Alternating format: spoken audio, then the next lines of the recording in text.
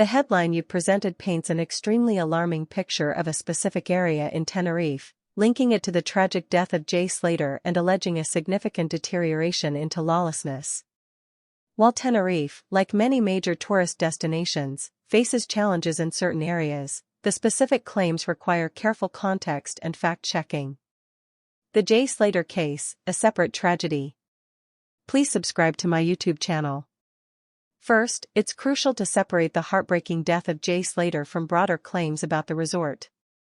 Jay, a 19-year-old British apprentice bricklayer, disappeared on June 17, 2024, after attending the NRG Music Festival.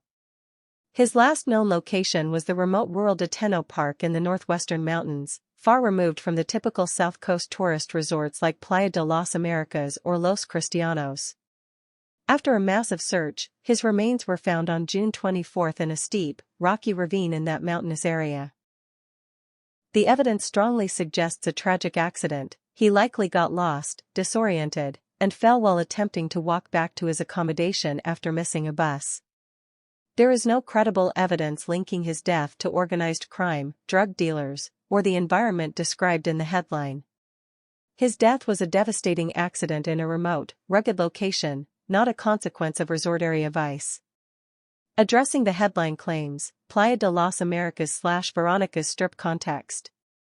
The areas most commonly associated with intense nightlife in South Tenerife, particularly the Veronica's Strip in Playa de las Americas, are known for 1. Vibrant, high-energy nightlife, bars, clubs, and pubs catering heavily to young British and European tourists seeking cheap drinks, loud music, and late nights. 2. Over-tourism pressures. During peak season, these areas can be extremely crowded, leading to litter, noise complaints, and strain on infrastructure. 3. Opportunistic street crime.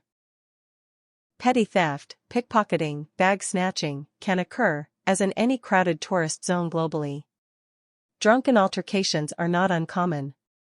4. Visible sex work. It is true that sex workers, often operating independently or for small, informal networks, are visible on certain streets, particularly at night, soliciting clients. This is a long-standing reality in this specific zone.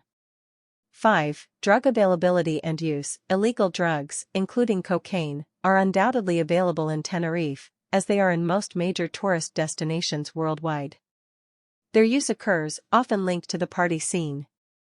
However, the claimed bars offering free cocaine is highly sensationalized and requires scrutiny. Free cocaine? This is extremely unlikely as a standard practice. Cocaine has significant street value. Businesses might imply inclusion, e.g., freebies with expensive bottle service that actually covers the cost, or dealers might offer small free samples outside bars to attract customers. But bars openly giving away significant quantities of free cocaine as a standard promotion is not credible and would be commercial suicide and a massive legal risk. It suggests a level of brazen, open criminal control that does not align with observable reality, even in this area. Please subscribe to my YouTube channel. Drug dealing. Undoubtedly, dealers operate in and around the nightlife areas, targeting tourists. Enforcement efforts, by Spanish National Police and local police, are visible but face constant challenges. The trade is often discreet, not openly advertised by the bars themselves as free offers. Is it worse a year on? Assessing deterioration. Determining if the situation is objectively worse than a year ago, summer 2023, is complex. Law enforcement focus. Following high-profile incidents and ongoing concerns, Spanish authorities often increase visible policing in these areas during peak season.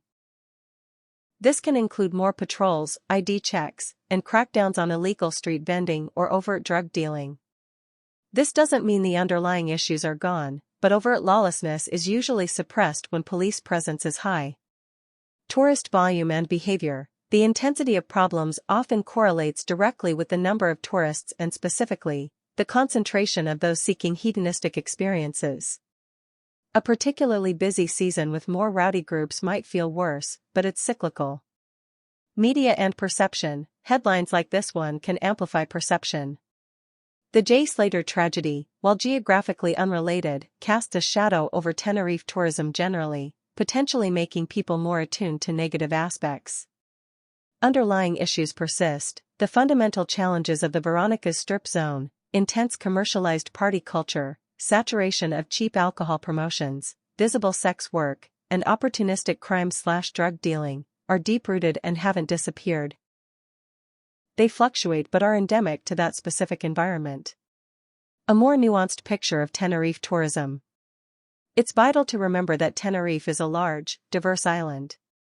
The environment described in the headline applies almost exclusively to a very specific part of Playa de las Americas, the Veronica's Strip and immediate surrounds, particularly at night. Other parts of the same resort, neighboring Los Cristianos, and the vast majority of the island's tourist areas, Costa Dage, Puerto de la Cruz, the North Coast, rural villages, offer completely different experiences: family-friendly resorts, luxury hotels, cultural attractions, stunning nature, and tranquil beaches. Millions of tourists visit Tenerife annually without encountering serious crime or feeling unsafe. They enjoy the climate, beaches, hiking, gastronomy, and varied attractions. The problems highlighted are localized and concentrated. Conclusion: sensationalism versus reality. The headline linking Jay Slater's tragic mountain accident to a supposed descent into open lawlessness in a resort area is misleading and exploits a tragedy. While the specific nightlife zone of Veronica's Strip in Playa de las Americas has well-documented, long-standing issues. Please subscribe to my YouTube channel. 1. Free cocaine in bars is almost certainly a gross exaggeration or misrepresentation of how drugs are actually sold, discreetly by dealers, not openly given away by bars. 2. Hookers prowling streets acknowledges the visible sex work, though prowling is a loaded term. This is a reality in that zone, not a new development. 3. Worse a year on is difficult to quantify objectively. The core problems persist, enforcement efforts fluctuate, and perception is heavily influenced by high-profile events and media coverage. 4. Jay Slater's death was a separate, tragic accident in a remote location and should not be weaponized to paint an entire island or even a specific resort strip as inherently deadly due to crime.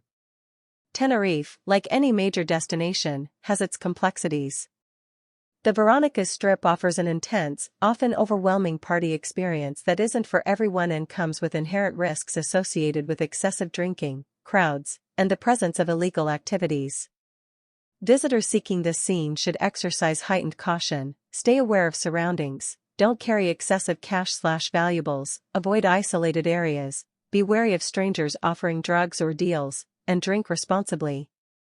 However, claiming it has become a lawless dystopia offering free hard drugs is sensationalism that obscures both the tragic reality of Jay Slater's death and the broader, diverse reality of Tenerife as a tourist destination. The island's challenges and specific nightlife hotspots are real and require ongoing management, but they represent a fraction of the overall tourist experience. Subscribe the channel to get such videos.